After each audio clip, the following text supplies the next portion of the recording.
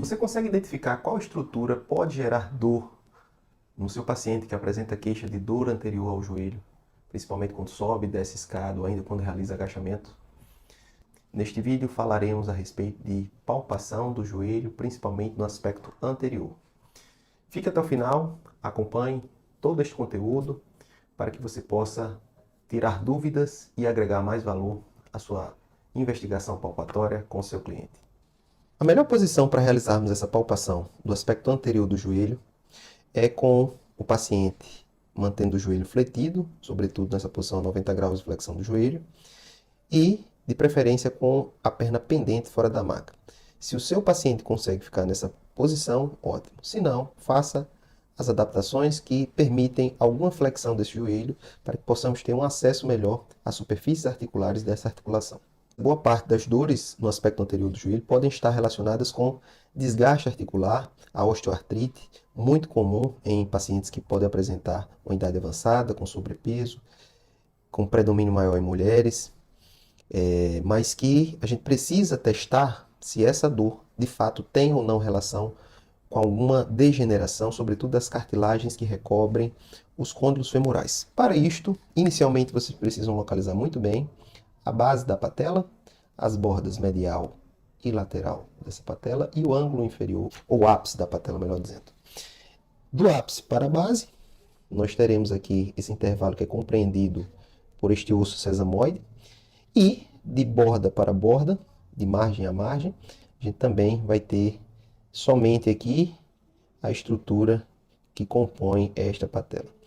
Então, palpar a patela só faz sentido se houver sinais ou história de fraturas ou fissuras traumáticas associadas a esse joelho. Quando não, a gente já se direciona para esse aspecto medial e o aspecto lateral, que faz parte exatamente da superfície articular dos côndilos femorais. Então, se eu quero palpar bem essas superfícies articulares e saber se elas são fonte de dor em casos de degeneração articular, eu vou palpar bem profundamente, tentando provocar estímulo nociceptivo nessa área. E vou aprofundar o máximo que eu conseguir em toda essa área livre que diz respeito a essa cartilagem hialina que recobre o côndilo femoral medial. O mesmo eu posso repetir para o côndilo femoral lateral, tentando palpar toda essa estrutura que está exposta ali, sobretudo nesse espaço próximo à interlinha articular, que seria exatamente o espaço que nos limita, ou que seria platô tibial, do que seria acima disso côndilos femorais. Então, para palparmos esses côndilos, sobretudo a cartilagem hialina que está ali recobrindo eles, e saber se isso é fonte de dor, esta palpação ela pode ajudar você, fisioterapeuta ou acadêmico de fisioterapia, a suspeitar de que ali aquele desconforto pode ser o mesmo desconforto do paciente. Mas como saber se esta é a mesma dor que o paciente sente? É muito simples. A gente vai pressionar no local que dói, e aí, ao pressionar esse local, a gente vai perguntar ao paciente: essa dor é a dor que te incomoda? Se a resposta for sim, certamente a dor que esse paciente sente tem relação com a sua artrose, com a sua osteoartrite, sua gonartrose e, consequentemente, medidas precisam ser tomadas do ponto de vista terapêutico para isto. Falando um pouquinho a respeito desse aspecto aqui que margeia o platô tibial no aspecto medial e no aspecto lateral, aqui nós teremos acesso à palpação do corno anterior do menisco medial. Então, se a gente aprofundar bem esse contato, a gente vai conseguir palpar esse corno anterior do menisco medial. Se ele for fonte de dor, essa palpação pode indicar, pode provocar essa dor em algumas lesões, não todas. E o mesmo pode ser feito no aspecto lateral, margeando essa interlinha articular e aprofundando de maneira que eu possa provocar aqui deformação nesse corno anterior, agora do menisco lateral. No meio, nós teremos aqui o ligamento patelar, ou tendão patelar, que também pode ser fonte de dor. Então, palpá-lo pode nos indicar se existe ali algum tipo de indício de lesão, sobretudo nas porções insercionais, aquelas que se fixam ao ápice da patela, como também, principalmente, aquela que se remete à tuberosidade anterior da tíbia, que seria na extremidade distal. Então, quando a gente palpa profundamente nessa região e isso provoca dor, então isso é indicativo de possível lesão, sobretudo no aspecto distal deste que seria o ligamento patelar. Outras estruturas que podem ser palpadas aqui, seja lateralmente a este ligamento, seja medialmente a esse ligamento, é um importante coxim adiposo que está localizado por baixo deste ligamento, que é chamado de gordura de Hoffa, que em indivíduos que apresentam osteoartrite, há uma deformação muito maior dessa gordura, apresentando em alguns casos inflamação, edema dessa gordura, e muitas vezes esse ligamento vai estar praticamente invisível por ter tanto volume nesses aspectos medial e lateral, com uma certa deformação aqui do aspecto natural do joelho.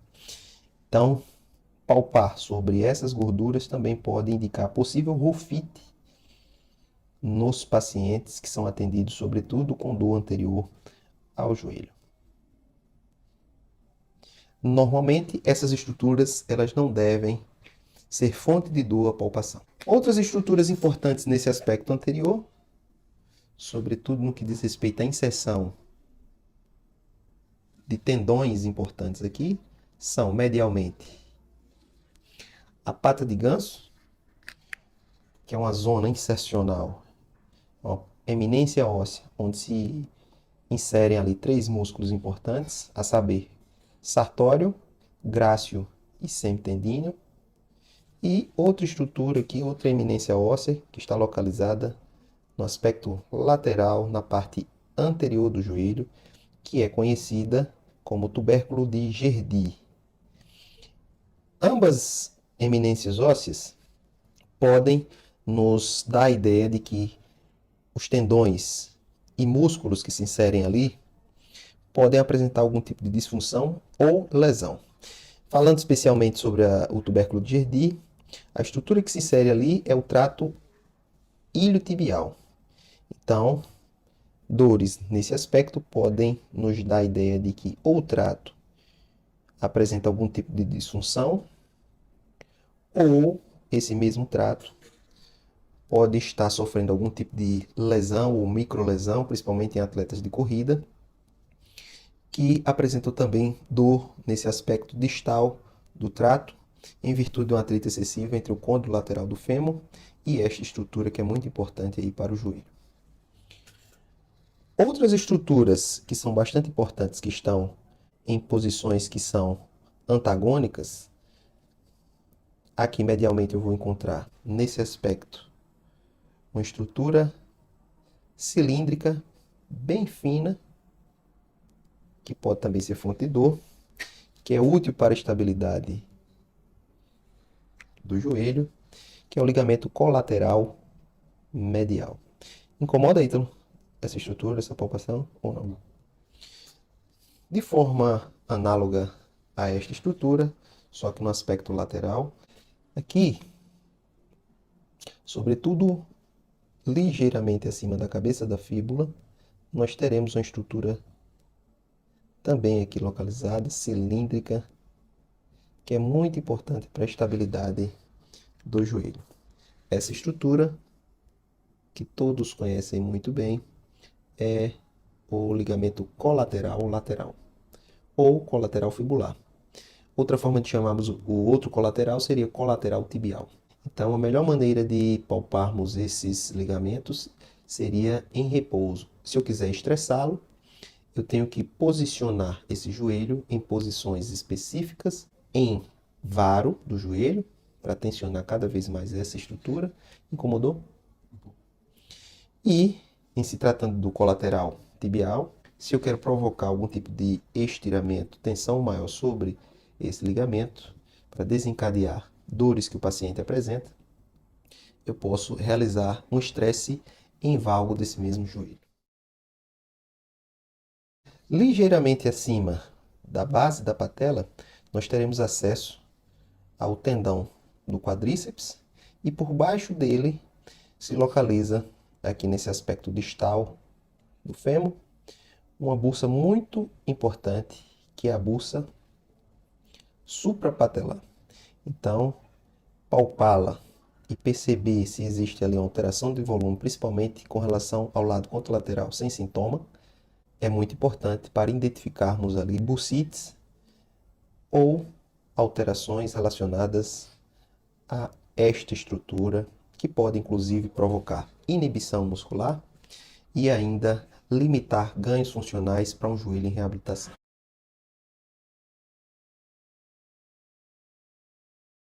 Para realizarmos a palpação, principalmente das estruturas localizadas na porção anterior do ombro, é importante que o indivíduo sobre o qual haverá essa palpação se mantenha com o seu ombro despido, exposto, para que a gente tenha liberdade de alcançar todas essas estruturas.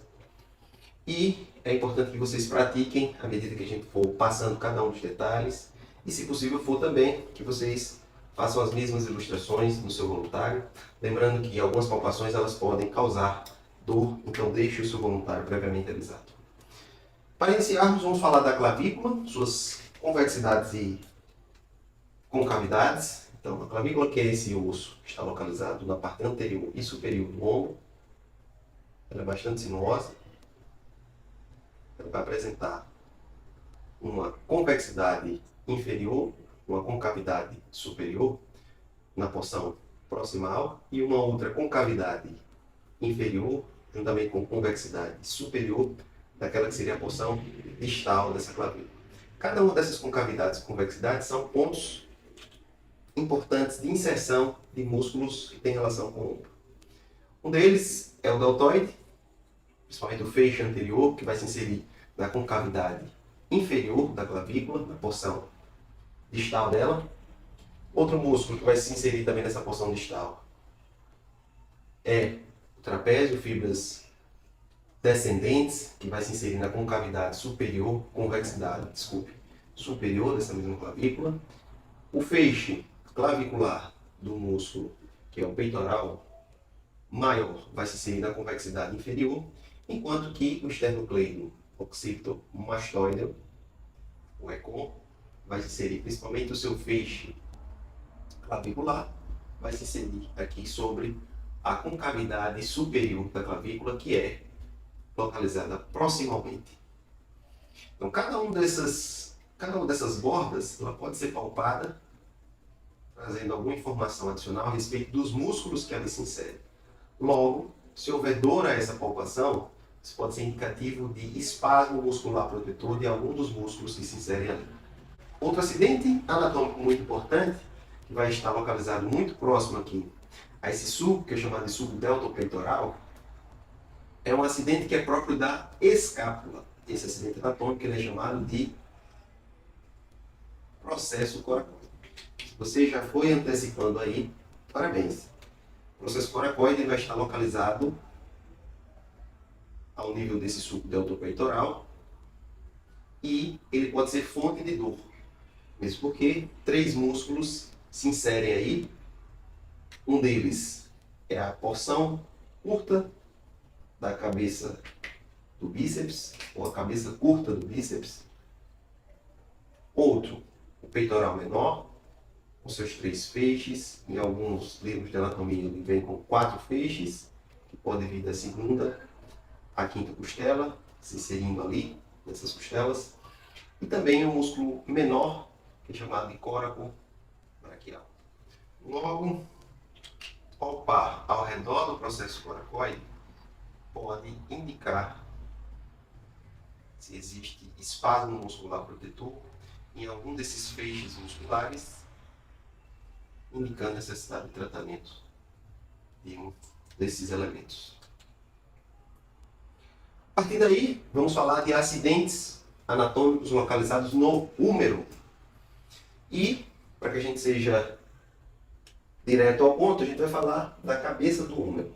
A cabeça do húmero vai ter esse formato esferoide e ela precisa ter uma relação anatômica importante com o acrômio, que é um acidente que vamos discorrer um pouco melhor mais à frente, que é parte integrante da escápula, que vai estar se articulando aqui distalmente com a clavícula, formando a articulação acromioclavicular, mas ele precisa estar centralizado com relação à cabeça do húmero. Se a cabeça do húmero está ligeiramente à frente do acrômio, que na maioria dos indivíduos isso acontece, isso pode indicar uma disfunção ali nessa articulação, principalmente na articulação gleno-humeral. Falando mais a respeito dessa cabeça do húmero, para palparmos, a gente precisa levar em consideração que essa cabeça do húmero ela vai se estender até bem próximo do processo coracoide, onde a gente já viu ilustrado previamente aqui. Ó. Quando vocês forem palpar, palpem em pinça, para que a gente possa perceber o finalzinho aqui ó, da cabeça do húmero. E como estamos dando a ênfase à porção anterior, existe um importante acidente anatômico nessa cabeça do húmero, que é o sulco bicipital. Sulco que aloja a cabeça longa do bíceps. Então, essa estrutura aqui cilíndrica que a gente consegue palpar, que apresenta esse sobressalto, que a gente palpa através das suas fibras, nos indica que o sulco bicipital está localizado exatamente aqui, ó, nessa porção. Então, localize no seu voluntário, aí eu inseri esse sulco bicipital. Por que não é importante esse acidente anatômico? Medialmente ao sulco, a gente vai localizar aqui aquilo que representa o tubérculo menor da cabeça do húmero.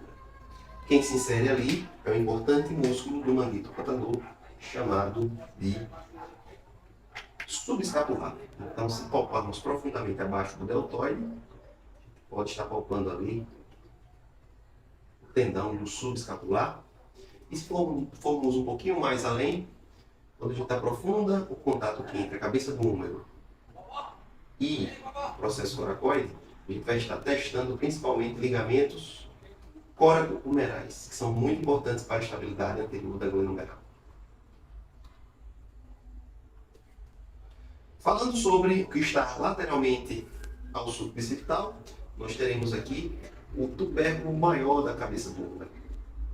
Esse tubérculo é ponto de inserção de três importantes músculos que compõem o manguito rotador. O primeiro a saber seria o mais comumente afetado aí nas tendinopatias, que é o tendão do supra. Palpando aqui nesse aspecto anterolateral, a gente vai encontrar aqui, vai localizar bem o tendão do supraespinhoso. Como é que está aqui? Incomoda?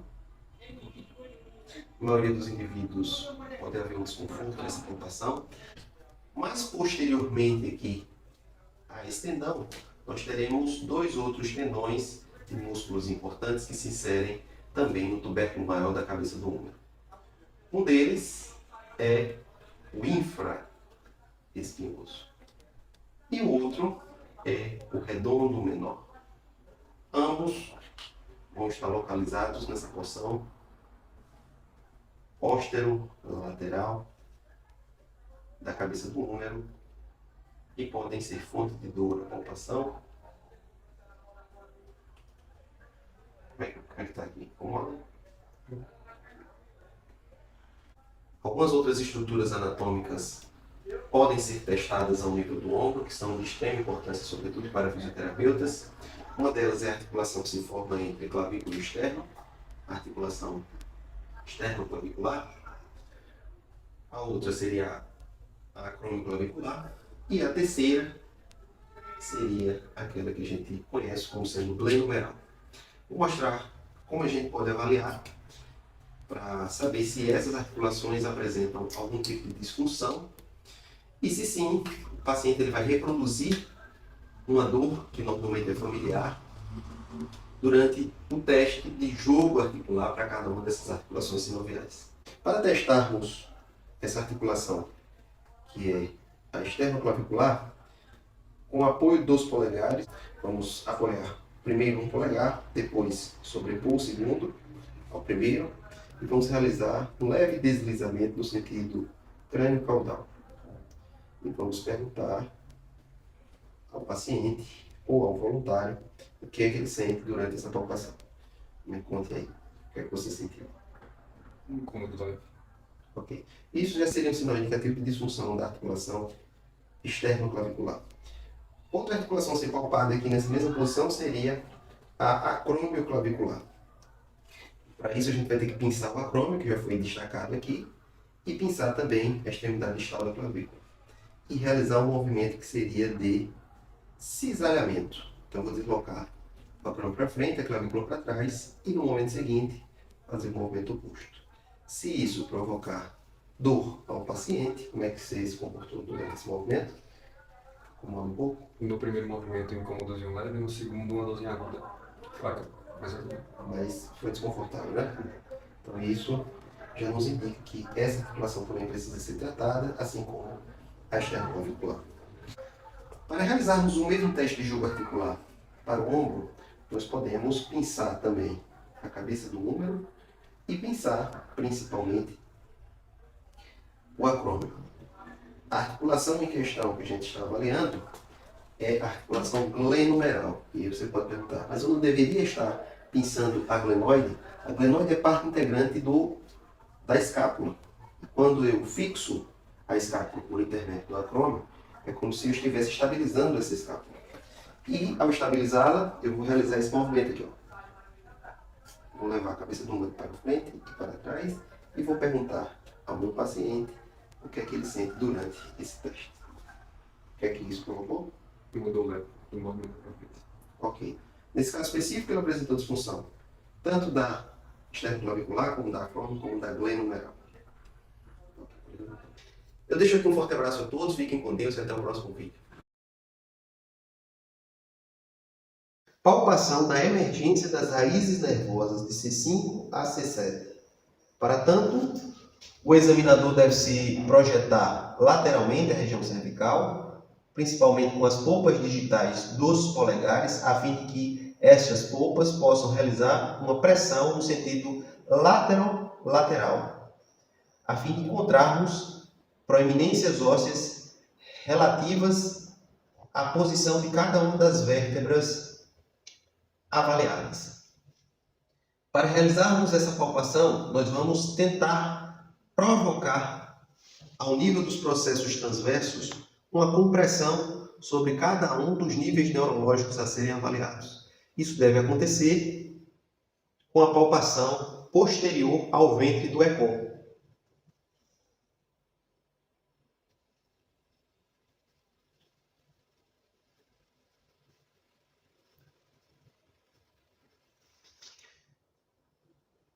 Caso haja dor a esta palpação, isso pode ser indicativo de sofrimento desses tecidos neurais, muito associado a compressões, estiramentos ou irritações químicas dessas raízes nervosas.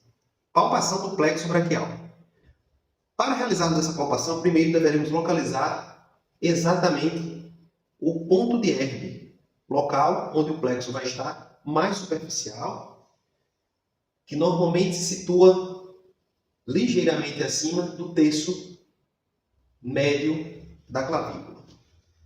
Nessa região, há a projeção oblíqua das fibras que compõem o plexo braquial e essa palpação deve ser realizada com a polpa digital de 2 dedos ou de 1 dedo, a fim de realizar uma palpação no sentido transverso. Se houver sensibilidade anormal ao toque, isso pode ser indicativo de disfunção do plexo braquial. Palpação do nervo axilar. Com a palpação em pinça, nós deveremos palpar o nervo axilar na zona da fossa axilar, do oco axilar, projetando a polpa digital do indicador em direção ao espaço entre o ventre da cabeça longa do tríceps e da cabeça lateral do tríceps. E vamos realizar uma compressão nesse nível, nessa região, que seria o trajeto do nervo axilar. Se houver alguma disfunção, o paciente apresentará sintoma a esta palpação.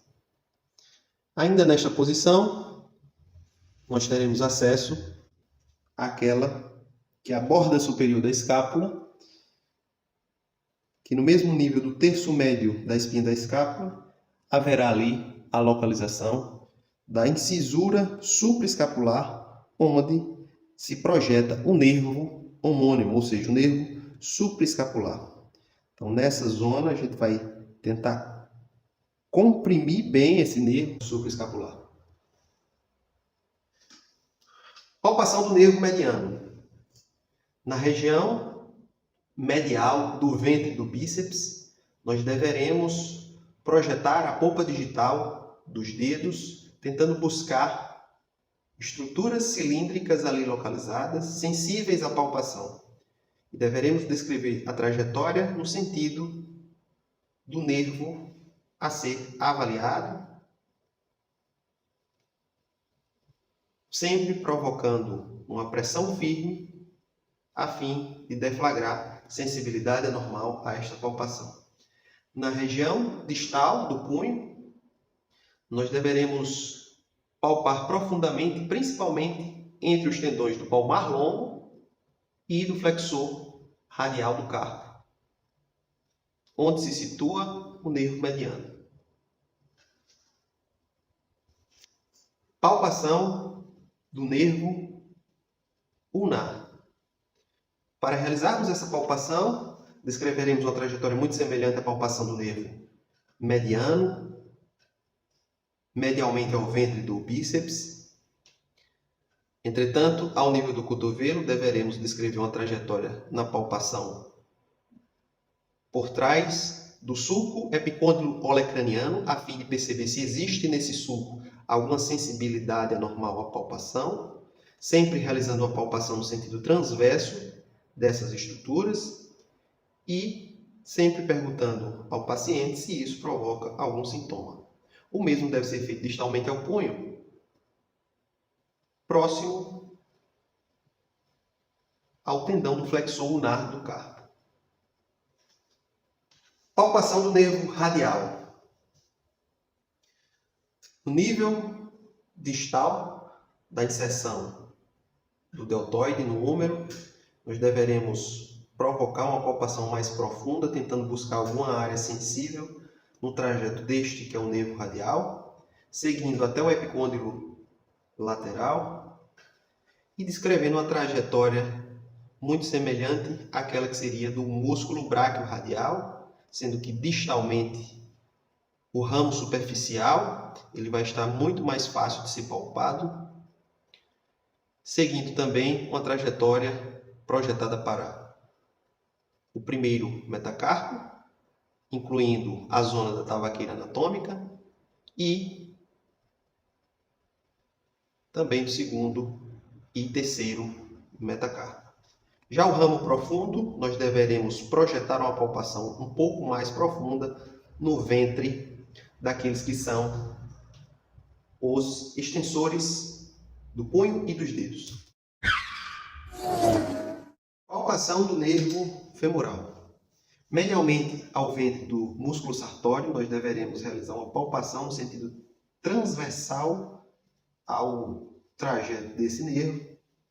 Nós poderemos encontrar estruturas cilindriformes nesse sentido, descrevendo essa trajetória anteromedial à coxa, e no nível do joelho, abaixo dele, haverá aqui a projeção do nervo que é o safeno,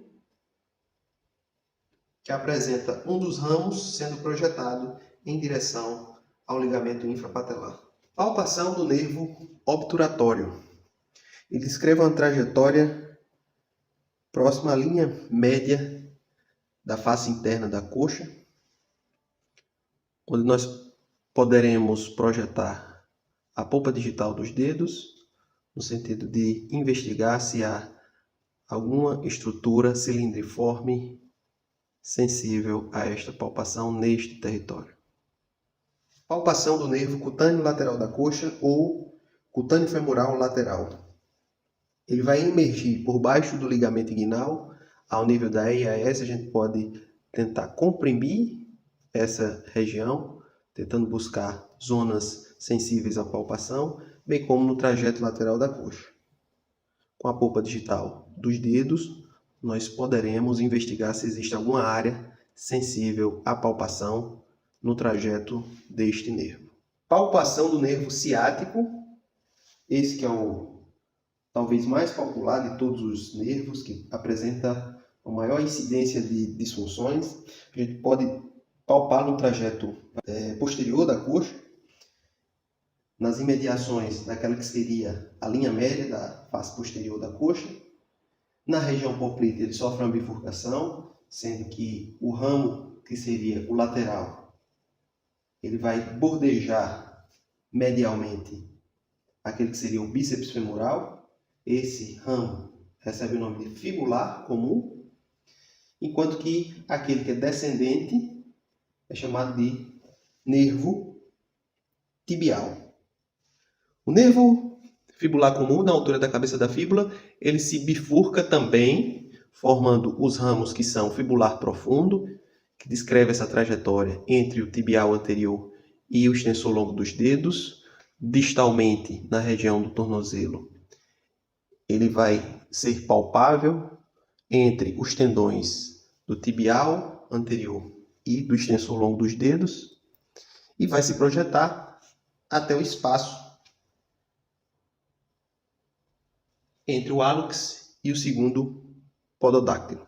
Já o ramo que recebe o nome de nervo fibular superficial, ele descreve uma trajetória paralela aos músculos fibulares, mas se torna de fato superficial distalmente aqui ao maléolo lateral. Ele passa à frente e não por trás do maléolo lateral, e esse ramo se torna muito facilmente palpável no dorso do pé, onde com a simples palpação da polpa digital do indicador e dedo médio poderemos provocar estímulos sensoriais capazes de deflagrar dor se houver disfunção no trajeto desse que é o fibular superficial. O nervo tibial, ao nível do tornozelo, ele vai seguir um trajeto retromaleolar, contornando aqui no túnel do tarso, onde pode ser palpado. E se houver algum tipo de disfunção associada a esse nervo, ele será fonte de dor, assim como nos ramos que são plantares.